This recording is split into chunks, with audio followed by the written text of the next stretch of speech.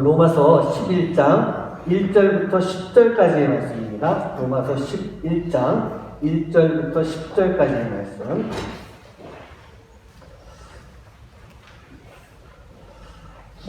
오랜만에 저랑 여러분 한번 교독하면서 읽어보겠습니다. 11장 1절부터 10절까지 제가 먼저 합니다. 그러므로 내가 말하노니 하나님이 자기 백성을 버리셨느냐? 그럴 수 없느니라. 나도 이스라엘이요 아브라함의 씨에서 난 자요 베냐민 지파라.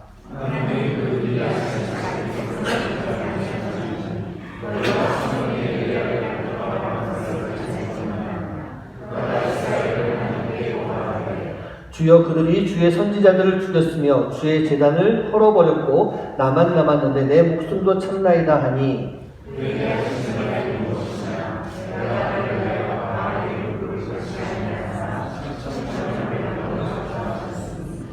그런즉 이와 같이 지금도 은혜로 택하심을 따라 남은 자가 있느니라.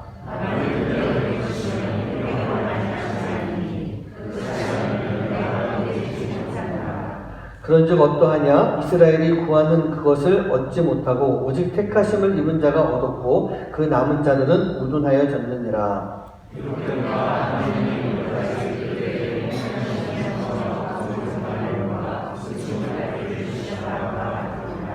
또 다시 이르되 그들의 밥상이 올무와 덕과 거치는 것과 보응이 되게 하시옵고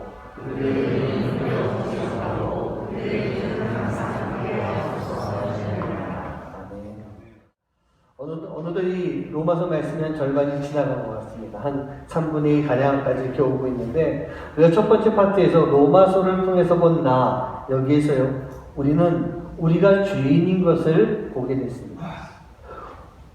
의인은 믿음으로 말미암아 살게 되는데 지금 우리의 모습이 의인이 아니라는 거예요. 그래서 우리가 믿음을 가지고 있을 때 우리가 의로워질 수 있고 우리가 살 수 있다라고 하는 그 말씀을 주시기 위해서 이 앞에 부분에서 로마서를 통해 본 나에서 우리가 죄인인 것을 분명하게 말씀해 주고 있었습니다.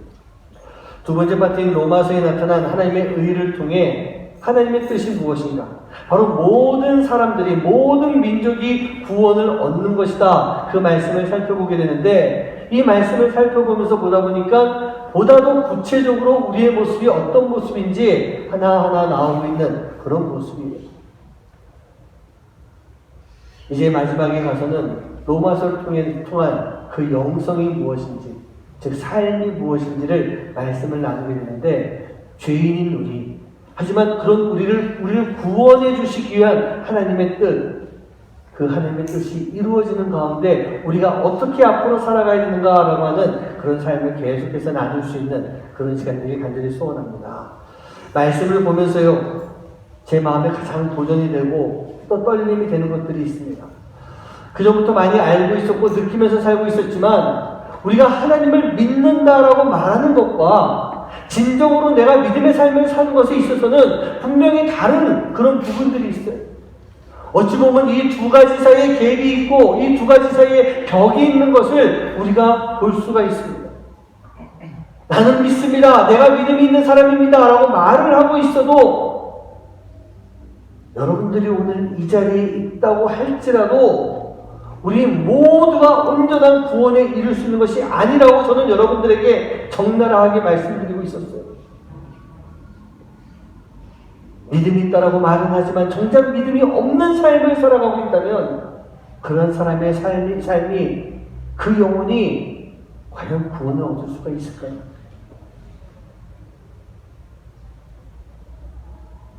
하나님을 향한 믿음을 가지고 오랜 시간 동안 하나님과 동행하면서 살아왔던 이스라엘을 하나님은 구원하는 것이 아니라 이스라엘을 구원하는 것이 아니라 하나님의 약속의 자녀들을 구원하신다라고 하는 그런 말씀도 우리가 분명히 봤습니다.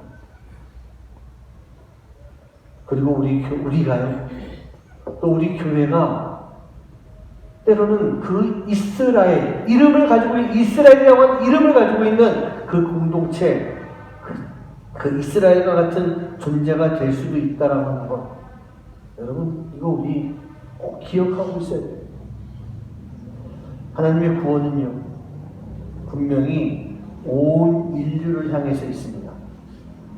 오랜 시간 동안 동행하며 많은 복을 받았던 이스라엘은 결국 그 복음이 되시는 예수님을 버리고 교만과 자만으로 인해 그 구원에 대해서 이탈하게 된 거예요. 하지만 그러한 가운데 우리 하나님께서는요, 바로 하나님 앞에 회개하며 나오는 자들이 하나님의 자녀로서의 삶을 살 수 있도록, 천국의 삶을 살 수 있도록 만들어주셨어요. 이게 바로 하나님의 뜻인 거예요.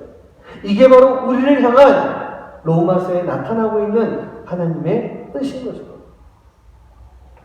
이 하나님의 뜻은요, 분명히 예수의 이름을 부르는 자마다, 예수의 이름을 외치는 자마다, 마음으로 믿고 입으로 시인하는 자마다 그들에게 이 하나님의 뜻과 그 마음이 향해 있는 것이고, 그들을 우리 하나님께서는 지금도 구원하고 계시는 거예요. 그래서 하나님은요, 기다리십니다. 오늘도 기다리십니다. 누구를요? 죄인인 우리가 하나님께로 돌아오기를 기다리시는 거예요. 그리고 어제, 오늘, 내일 며칠만 기다리시는 것이 아니라 우리 하나님은요, 끝까지 우리 영혼 하나하나를 분명하게 기다리고 계십니다. 오늘 본문 말씀 11장 1절에서 보면 바로 그 하나님의 뜻을 바울이 전하고 있습니다. 같이 한번 1절 한번 합독해 봅니다. 시작.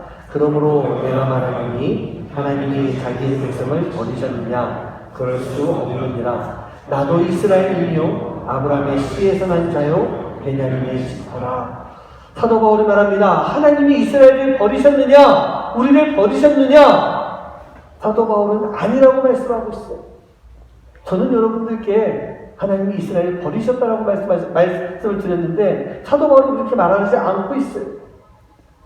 그러나 하나님은요, 분명히 이스라엘을 버리셨습니다. 제가 성경의 말씀을 거역하는 게 아니라 좀 이따 또 말씀드릴 거예요. 하나님은 이스라엘을 버리시고 이방인들을 포함시키며 온 인류를 선택하셨던 거예요. 그리고 이스라엘을 버리셨지만 그 온 인류 가운데 이스라엘의 백성들, 당신의 백성들, 이스라엘의 민족들에게 이 동일한 기회를 주셨던 것입니다. 하나님은요, 절대로 그냥 다 버려버리는 분 아니십니다. 오늘 설교의 제목처럼 끝까지 기다려주시는 하나님, 끝까지 기다리시는 거예요.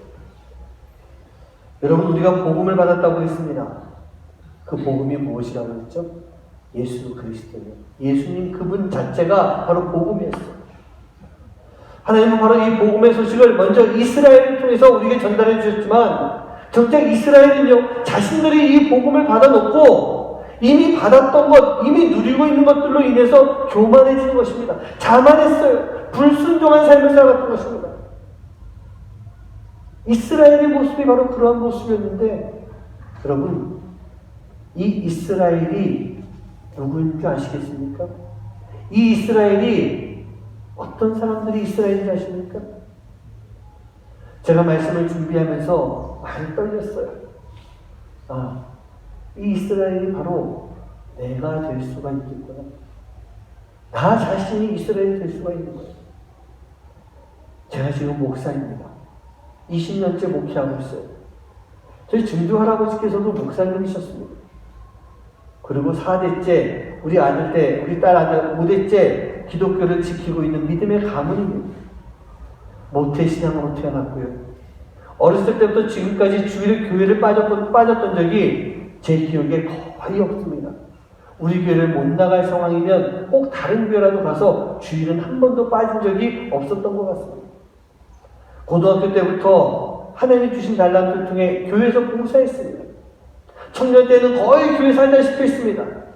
그 누가 뭐라 해도 신앙생활 잘하고 믿음이 좋은 청년의 모습, 그 모습이었어요. 주변에 있는 교회 집사님, 권사님, 어머니들께서도 저를 바라보시면서 성모는 믿음이 참 좋아, 신앙생활 참 잘해, 언제나 저는 그런 이야기를 듣고 살아왔었어요. 20대가 마치는 그때까지만 해도, 그때까지 그 짧은 시간이라 할지라도 저는 그렇게 살아왔어요. 그리고 30대가 넘어오면서 신앙생활하고 하나님의 부르심에 목회의 길을 걷고 지금까지 이렇게 살아왔었습니다. 그런데 어느 날부터 저에게 그런 생각이 들더라고요. 이 말씀을 준비하면서 다시 그 생각이 들었어요. 내가 청년 시절 믿음 생활 잘했다라고 하는 그때, 너무나도 열심히 하고 있던 그때 나에게 사랑이 틈타는 그런 시간이었겠구나. 내가 교회 일을 하고 그 20대 얼마나 어린 놈입니까? 지금 생각해보면 그냥 젊은 애예요. 그런데 뭔 교회를 그렇게 많이 했다고 이게 자신만만해가지고 자만에 빠지고 교만에 빠지며 내가 내 뜻대로 내 생각대로 신앙생활 해나가고 교회 봉사하고 하는 그런 모습들, 그 모습이 내 안에 있었더라고요. 그런데 지금 생각해보니 그래도 다행이고 참 감사한 것이요. 그런 마음들이 내가 최고점에 올라가는 그때마다 제가 교회에서 위치나 역할로 갔을 때 교만한 자리에 서게 될 그때마다 하나님이 저를 만나주셨어요. 하나님이 만나주시면서 그 시간 속에서 내 안에 있는 형식적이고 위선적인 모습들, 그런 신앙인의 모습, 잘못된 신앙인의 모습들을 발견하게 만들어주시며 나를 계속 낮춰주시는 그러한 시간이 있었습니다. 목회를 시작하고 전도사 사역하고 목사가 돼서 사역하는 그 시간 속에서도 늘 언제나 낮춰주시는 그 시간, 그 시간이 있었기에 내가 아직도 신앙생활 할 수 있고 지금도 목회하며 사역할 수 있는 그런 시간이 된 것 같아요. 여러분들께도 여쭤볼게요. 여러분들은 어떠셨습니까? 여러분들이 예수님을 처음 만났던 그 시간 기억나십니까? 예수님을 만남에 그 큰 감격이 있었던 그 시간 기억나세요? 어떠셨어요? 순수한 아기와 같은 그런 모습 아니었을까요? 그냥 그저 막 좋습니다. 모든 것이 행복합니다. 모든 것이 감사합니다. 그거 외에는 다 필요 없는 것 같았어요. 그런데 그 시간이 지나가면서 우리가 점점 변해가는 그런 모습이 있지 않았습니까? 예수님보다 자꾸 내가 드러나는 거예요. 예수님보다 더 내가 자꾸 나타나고 또 나타내고 싶어지는 그런 모습이 있습니다. 교회 안에서 신앙생활하고 봉사하고 헌신한다라고 하면서 내 자리에 대한 기득권을 찾으려고 하는 때도 있었어요. 제가 청년 때 벌써 그런 마음이 제 안에 들었었더라고요. 신앙의 아름다운 열매보다는 성령의 9가지 열매를 가지고 살아가기보다는 종교적인 업적을 계속 쌓으려고 하는 그런 모습들, 그 모습이 우리 안에 계속 있더라고요. 사역자가 되어서도 그 마음이 사라지지 않고 계속 저를 공격하는 그런 모습을 보게 됩니다. 계급이나 직분을 따지게 되고 믿음보다는 행함을 강조하게 되는 그런 모습, 그런 생각. 내가 계속 말씀을 보며 배워야 되는데, 신앙을 배우고 내가 낮아져야 되는데 누군가를 가르치려고 하고 누군가를 지적하려고 하는 그런 모습, 그 마음이 자꾸 앞섭니다. 이게 제가 젊은 시절 또 지금까지도 마찬가지로 계속 겪으며 살아왔던 그런 모습인 것 같아요. 그런데 아마도 2000년 전의 이스라엘의 모습이 바로 그런 모습이었던 것 같아요. 그래서 하나님의 구원이 이스라엘에게서는 떠나가게 된 것이 분명합니다. 그렇다고 한다면 그 하나님의 뜻이 이제 이스라엘에게서 떠나서 이방인에게로만 옮겨갔을 것일까? 죄 지은 이스라엘은 이제 버리시고 이방인만 구원하시겠다라고 하는 구원의 역사를 옮긴 것이겠습니까? 뭐 우리야 손해볼 거 없죠. 우리도 이방인이잖아요. 우리도 이방인이니까 우리도 구원의 대열에 합류할 수도 있는데 하나님의 그 마음이 그런 마음이었을까요? 아닌 것입니다.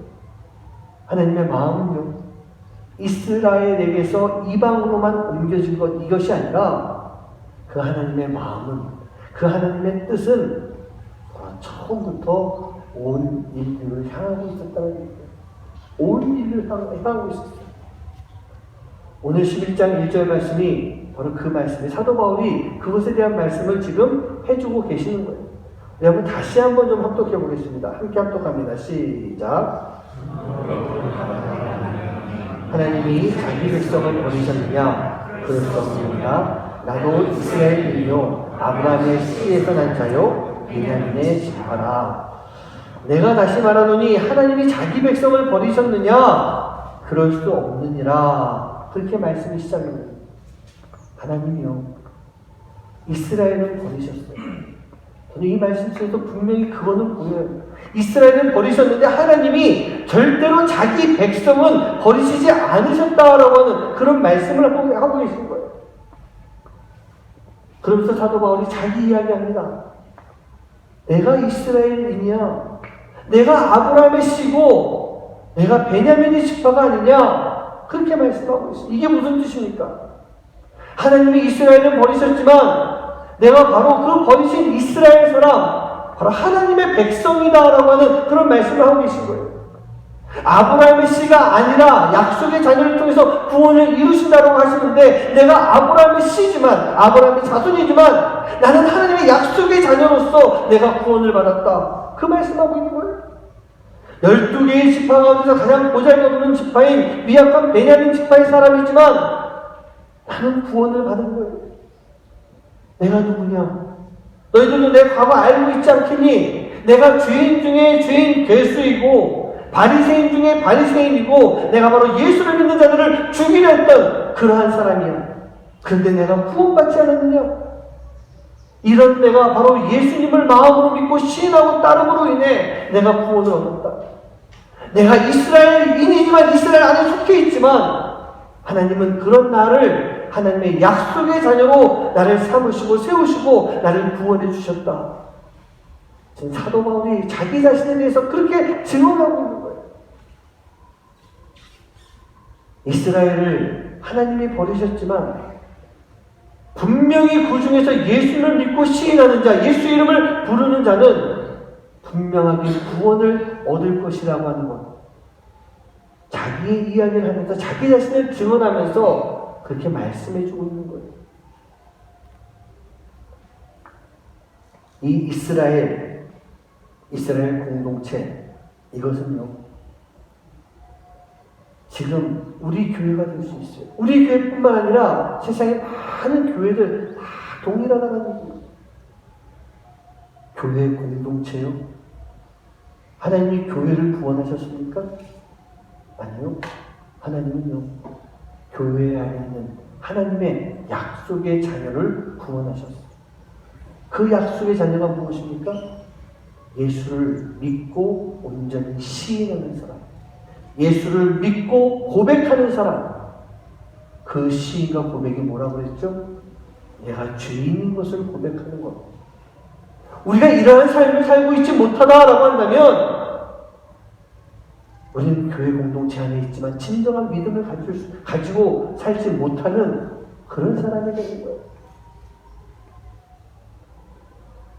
그리고 연이어서 또 하나의 증언을 하고 있습니다. 좀 길긴 하지만 같이 한번 합독하겠습니다. 2절부터 4절입니다. 시작. 하나님이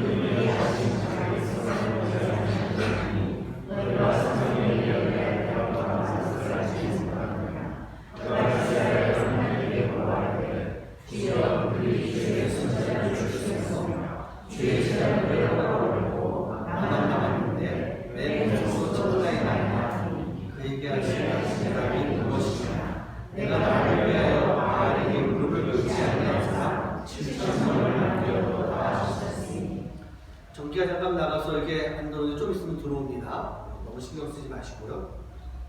사도 바울은요, 하나님께서 엘리야를 통해 주신 그 말씀을 통해 지금 증언하고 있습니다. 하나님이 당신의 백성들, 여러분 이스라엘 나라가 아니라 당신의 백성들, 그 백성들을 버리지 아니하셨다는 얘기예요. 그 버리지 아니하셨는데 그 또한 엘리야에게 하신 말씀을 통해 바울이 지금 이야기하고 있어요. 바알 선지자들이 쫓기며 괴로워하고 있는 엘리야였습니다. 그 주변에는 아무도 자기를 도와준 사람이 없었습니다. 바알 선지자, 바알 신에게 다 넘어가서 이스라엘 민족들도, 이스라엘 백성들도 아마 그들 이스라엘 나라 자체가 바 안에 넘어가 있는 그런 모습이었던 것입니다. 그 가운데 괴로워하고 있는 엘리야에게 하나님은요, 그 바알에게 무릎을 꿇지 않는 7,000명을 내가 이스라엘 안에 남겨두었다, 내 백성들 안에 남겨두었다, 그렇게 지금 말씀하시는 거예요. 사도 바울이 이 말씀을 하는 것은요, 로마 교회 성도들 그 중에서도 하나님을 거역한 이스라엘 안에 있으면서도 이제 예수님을 믿고 신앙을 따르겠노라고 다짐하고 있는 그런 이스라엘 민족들, 이스라엘 백성들, 하나님의 자녀들에게 이제 너희가 그 7,000명 안에 속해 있는 그러한 하나님의 자녀가 되어야 되지 않겠느냐, 그 말씀을 지금 해주고 계신 거예요. 하나님은요, 7,000명을 남겨두셨습니다. 이 7,000이라고 하는 숫자가 정확하게 숫자를 의미할 수도 있겠지만 7이라고 하는 완전수하고요, 그 당시에 1000이라고 하는 숫자가 무한대를 의미하고 있는 끝이 없음을 의미하고 있어요. 즉 모든 민족이 완전하게 되는 그때까지 하나님께서는 구원의 역사를 계속 이루어가신다는 말씀이에요. 하나님이 그 7,000명의 남은 자들을 남겨두신 이유가 바로 그 모든 민족을 구원하시기 위해서, 모든 사람을 구원하시기 위한 하나님의 마음이 그 안에 분명하게 담겨져 있는 것이었던 것입니다.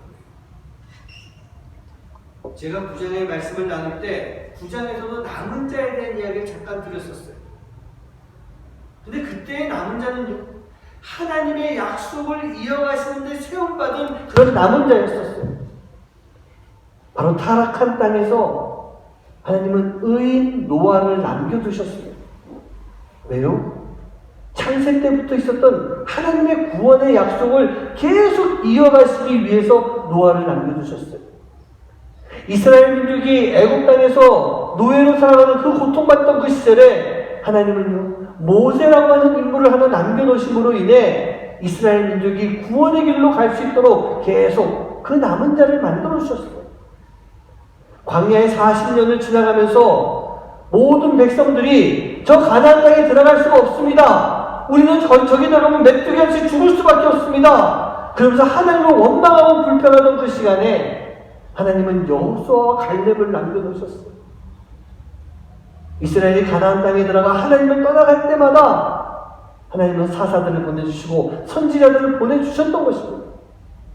그리고 죄로 인해서 죽을 수밖에 없는 우리들을 위해서 하나님은 이 땅에 예수님을 보내주셨어요. 그래서 그 모든 남은 자들을 통해서 하나님의 약속을 이어가시고 예수님을 통해서 그 약속을 완성시키셨던 것입니다. 남은 자들을 통해 하나님의 구원의 사역을 이어가신 하나님은요, 또 죄로 인해서 버림받은 그 이스라엘 안에 하나님의 구원을 이루어주실 그 남은 자들을 분명하게 남겨놓으셨던 거예요. 세워놓으셨던 거예요. 이스라엘이라고 하는 나라는 분명히 아니지만 하나님은요, 그 이스라엘 안에 이방인들과 더불어서 똑같이 더 나은 조건도 아닌 차별 없이 똑같이 구원을 얻을 수 있는 기회, 구원을 얻을 수 있는 은혜를 허락하시고 준비해 주신 겁니다.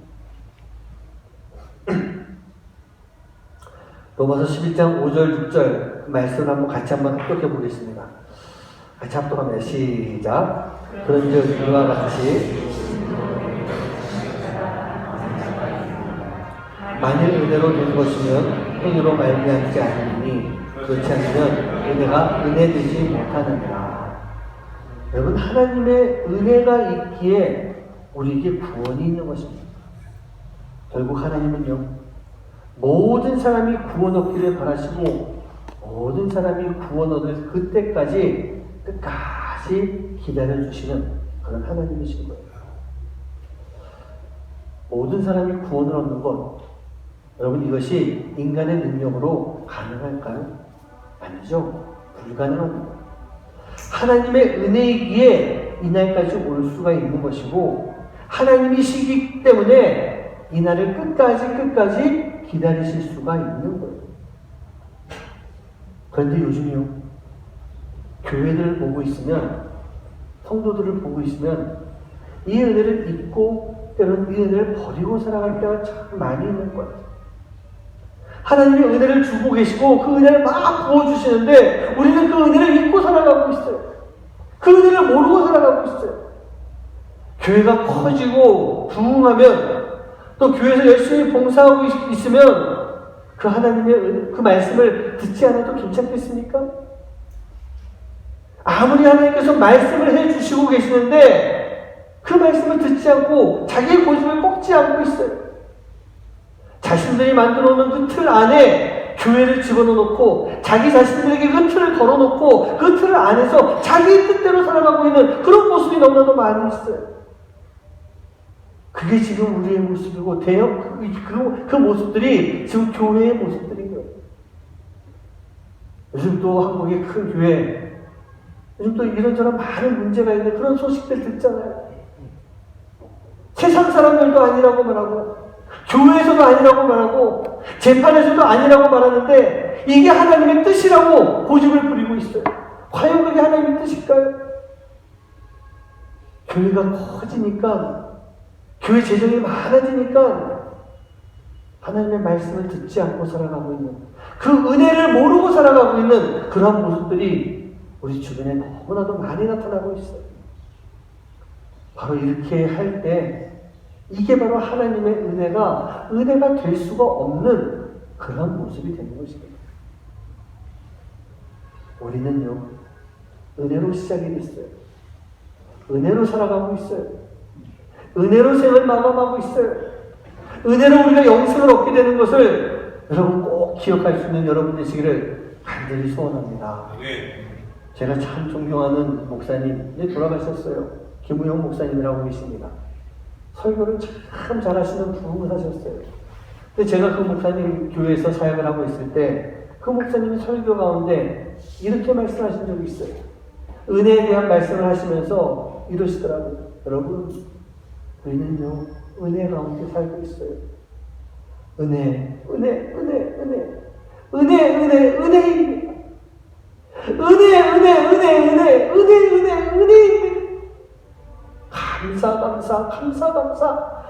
감사입니다. 감사입니다. 제가 그 목사님보다 조금 덜 했어요. 얼마나 길게 하시는지 모르겠어요. 그런데 그게 은혜더라고요. 그게 제 기억에서 떠나지 않아요. 하나님의 은혜가 그렇게 우리에게 우리의 인생의 시작부터 끝날까지 축복할 때까지 그 은혜가 떠나지 않고 있다는 얘기예요. 그런데 성도가 그 은혜를 잊고 살아가는 그때가 너무나도 많이 있어요. 이스라엘이 그랬다는 얘기예요. 기적과 같은 많은 은혜를 다 거부하면서 살아가요. 결국 하나님의 뜻과는 상관없는 그러한 삶을 살아가는 모습, 그 모습을 이스라엘이 보여주었고 지금 우리 교회들이 그 모습을 보여주고 있고 하나님을 잘 믿는다라고 하면서도 믿음 생활 하고 있습니다. 나는 믿습니다라고 하면서도 우리가 그 은혜를 놓치고 사는 때가 너무 많이 있다는 얘기입니다.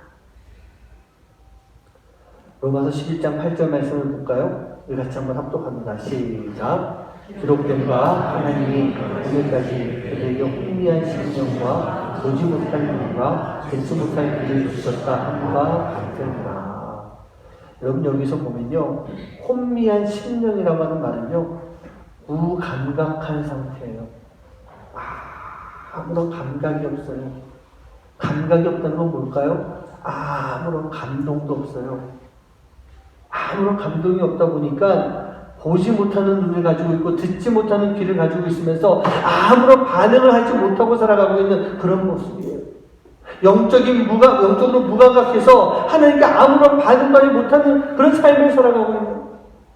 그러다 보니까 우리가 주어진 은혜도 모르고 그 은혜를 거부하며 살아가고 있는 그런 삶을 살고 있는 것입니다.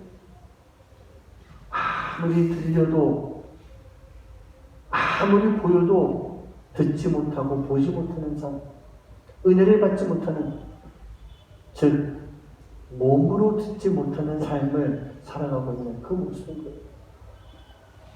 지난주 설교 제목 기억나시죠? 몸으로 들어야 합니다. 우리가 몸, 육신, 육체를 의미할 때는 세상 것과 연결될 수도 있어요. 하지만 우리가 하나님의 말씀을 듣는다라고 하는 것은 귀로 듣고 마음으로 듣고 영으로 듣고 그것이 내 몸으로 나타날 수 있는, 즉 몸으로도 우리가 들을 수가 있어야 되는 거예요. 그런데 우리가 그렇게 듣지 못하고 살아가고 있는 무감각한 삶을 살고 있는 그런 모습이라는 얘기입니다. 그런데 제가 말씀을 생각하면서 더 큰 문제가 있는 것 같아요. 더 큰 문제가 뭔지 아십니까?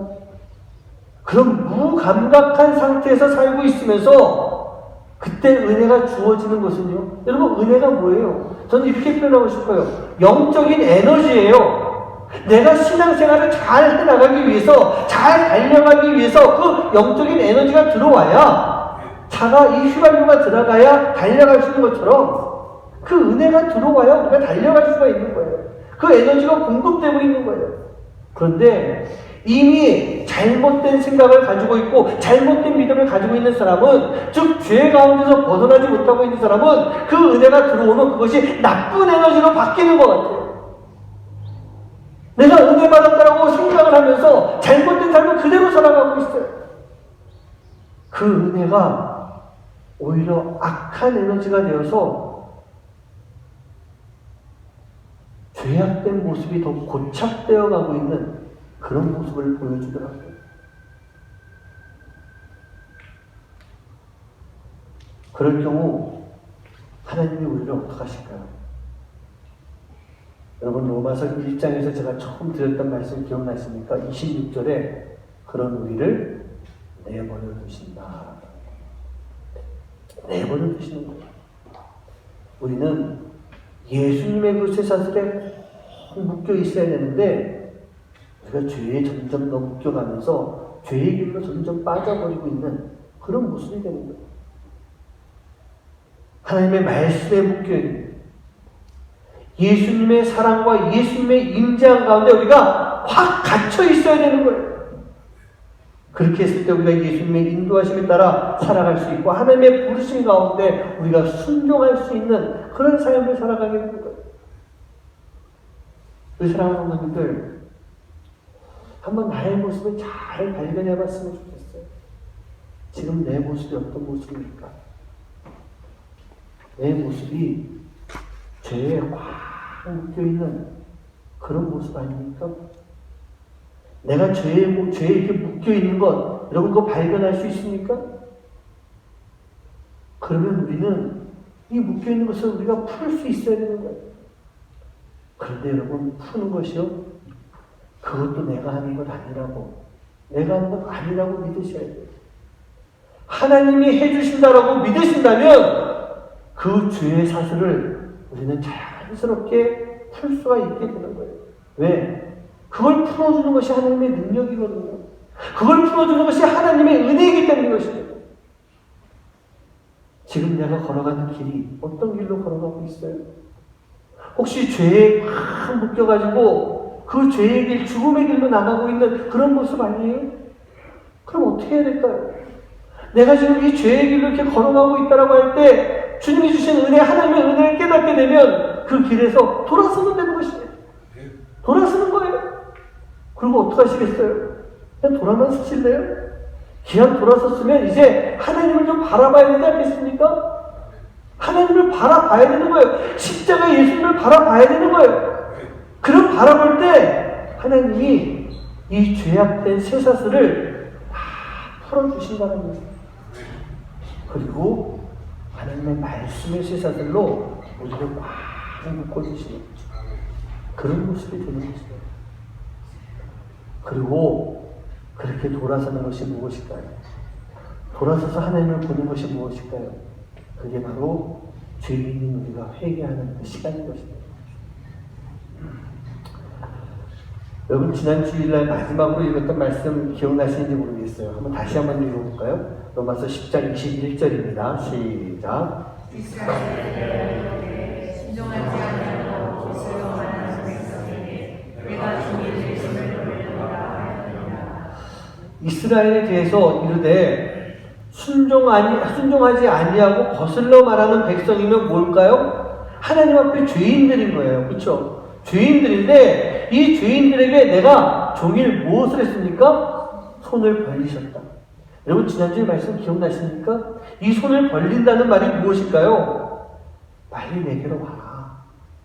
죄인인 너희들아, 내 자녀들아, 지금 죄를 짓고 있는 너희들아, 빨리 와라. 내가 품어줄게. 내가 너희 죄사스레들을 다 풀어줄게. 빨리 나에게 다가와라. 하나님이 팔짱 끼고 그냥 바라보고 계시는 것이 아니라 손을 벌리고 계시다는 거예요. 돌아오라고, 나에게 오라고 이렇게 손을 벌리고 계시는 거예요. 집을 나간 탕자를 그 아버지가 어떻게 했습니까? 매일매일 동산 위에 올라가서 아들이 오는지를 바라보고 있었던 거예요. 그게 아버지 하나님의 마음이에요. 우리는 그 아버지 품으로 빨리 들어가야 되는 거예요. 스코틀랜드의 한 도시에서 부흥 집회가 열렸다고 합니다. 그 부흥사는요, 이 탕자의 비유 이야기를 쭉 하면서 하나님 앞에, 우리 중에서 하나님 앞에 이 탕자와 같지 않은 사람 하나도 없습니다. 여러분은 다 탕자와 같은 사람입니다. 여러분 회개하십시오. 부흥사가 그렇게 막 설교를 하는데 한 청년이 그 말씀을 듣고 마음에 큰 감동을 받았어요.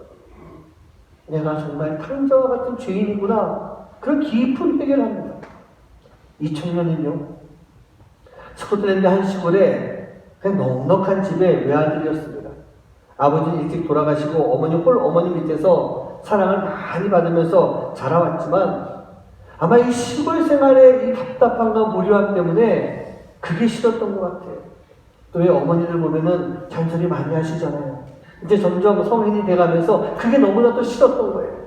그래서 어머니 몰래 집에서 감당하는 귀중품과 재산들을 다 챙겨서 훔쳐서 집을 가출해버렸어요. 그리고 10년 동안 어머니에게 한 번도 연락을 드리지 않고 있었던 바로 그때였던 것입니다. 이 목사님, 부흥가 목사님의 설교를 듣고 이제 내가 진짜 어머니에게 큰 죄인이구나, 그 마음을 가지고 어머니께로 돌아가기로 결심을 하고 집으로 떠나가게 됐습니다. 집 가까이 이르렀을 때 시간은요 이미 한밤 좀 캄캄한 밤이 되었어요. 그런데 그 집 앞에 도착하고 보니까 그 늦은 시간, 늦은 밤임에도 불구하고 어머니 자기의 집 대문이 활짝 열려있는 거예요. 그리고 그 대문에는 등불을 달아서 그 집이 다 보이도록 불을 다 켜놓으셨던 거예요. 집안에 들어가자 아들이 들어오는 소리를 들으신 이 늙으신 어머니께서 뛰어나와서 아들을 맞이합니다. 입을 맞추고 목을 감싸 안고 눈물을 흘리며 이 아들을 맞이합니다. 아들이 어머니에게 물어봅니다. 어머니, 이 늦은 시간에 왜 대문을 이렇게 활짝 열어놓으셨어요? 그리고 왜 등불을 이렇게 밝게 켜가지고 다 보이게 만드셨어요? 도둑이 들면 어떡하려고 그러십니까? 그러자 어머니께서 대답하십니다. 나는 내가 집을 나간 후로 한 번도 대문을 잠근 적이 없단다. 나는 한 번도 등불을 꺼놓은 적이 없단다. 나는 매일매일 네가 돌아올 것을 생각하면서 문을 열고 등불을 켜놨단다. 언제 돌아와도 들어올 수 있도록 어머니께서는 문을 활짝 열어놓고 불을 환하게 켜놓고 사랑하는 아들이 돌아오기를 간절하게 기다리고 계셨던 그런 모습이었던 것입니다. 이 아들이 어머니의 사랑 앞에 자신의 죄에 대해서 진심으로 회개하고 훗날 목사님이 되어서 이 스코틀랜드의 또 유명한 부흥 목사님이 되셨다고 하는 그런 이야기를 책에서 한번 봤습니다. 우리 사랑하는 성도님들, 우리는요 하나님께로 돌아가야 됩니다. 제가 아까도 그런 말씀드렸지만 이 이스라엘이라고 하는 것은 내가 될 수도 있습니다. 이 이스라엘이요 우리 교회가 될 수도 있습니다. 하나님은 이스라엘을 모두 다 구원하신 것이 아니라, 이스라엘을 구원하신 것이 아니라, 교회를 구원하신 것이 아니라 그 안에 있는 하나님의 약속의 자녀를 구원하셨습니다. 약속의 자녀를 구원하신 바로 그 하나님 아버지시랍니다. 그리고 그 하나님 아버지는요, 죄인인 우리가 하나님께로 돌아가는, 하나님께로 돌아오기를 지금도 기다리고 계십니다. 우리가 돌아오기를 기다리시는 그 하나님의 품, 두 손을 벌리셔서 우리가 그 손 안으로 들어오기를 원하시는 그 하나님께로 반드시 나가야 되는 거예요. 왜요?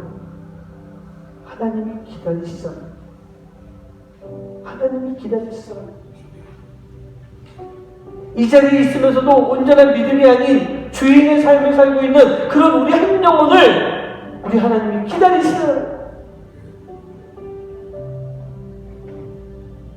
하나님이 원하시는 것은요, 사랑하는 우리가 세상에서 이 죄의 사슬에 묶여서 끌려다니면서 고통을 당하는 것, 그걸 원하시는 분 아니세요. 우리 하나님은 그런 우리가 죄를 깨닫기 원하시고, 그런 우리가 죄를 깨닫는 그 시간 하나님의 품으로 되돌아오기를 기다리시는 그런 하나님이세요. 돌아오면 되는 거라니까요. 지금 돌아오면 되는 것입니다. 지금 돌아서면 되는 것입니다. 지금 하나님을 보시면 되는 것입니다. 지금 우리를 바라보시면서 눈물을 흘리시며 두 손을 벌리시고 기다리고 계시는 그 하나님께로 우리가 돌아가면 되는 거예요. 그 하나님의 품은요, 활짝 열려 있어요. 활짝 열려 있어요. 그리고 그곳은요, 어두움이 아니라 밝은 빛이 비치고 있는 그런 곳이에요. 거기서 우리를 끝까지 기다리신 하나님, 그 품 안으로 들어가야만 우리가 진정한 믿음을 가지고 있는 거예요. 그 품 안으로 들어갈 때 우리가 온전한 구원을 얻을 수가 있는 거예요. 그 안으로 들어갈 때 우리가 하나님의 사람으로서의 삶을 살 수 있고, 목회자로 목회할 수 있고, 선교사로 선교할 수 있고, 하나님의 자녀로 헌신할 수 있는 그런 삶이 되는 거예요. 그게 구원받은 자의 삶일 줄 믿습니다. 그리고 그게 바로 하나님, 우리를 향하신 하나님의 뜻일 줄 믿습니다. 우리 바다를 덮은 같이 하나님의 은혜가 온 땅을 덮는 그 시간이 있습니다. 우리는요, 그 하나님의 은혜가 이 땅에 덮을 때, 이 땅을 덮고 있을 때 우리가 그 하나님을 따라갈 수 있는 그런 삶이 되어야 됩니다. 세상의 모든 민족이 구원을 얻을 때까지 쉬지 않으시고 끝까지 기다리신 하나님, 우리는요, 이 죽어있는 세상의 심장이 아니라 예수님의 그리스도의 심장을 가지고, 보이시죠? 우리 귀에 표입니다. 멋지지 않습니까? 안 멋진가요? 멋지죠? 왜냐, 하나님이 주신 표이기 때문에. 우리가 그리스도의 심장을 가지고 다시 일어서는 것입니다. 다시 돌아서야 됩니다. 그렇게 해야만 우리가 구원을 얻을 수 있고 주님의 손과 발이 되어서 이 세상 가운데 나아갈 수가 있는 거예요. 이 세상 가운데 목사로서 사역할 수 있고 헌신할 수 있고, 주님의 심장을 가져야만 진정으로 선교사로서의 삶을 살 수 있고, 그 심장을 가지고 있을 때 우리가 주님의 자녀로서의 삶을 살아갈 수 있는 그런 모습이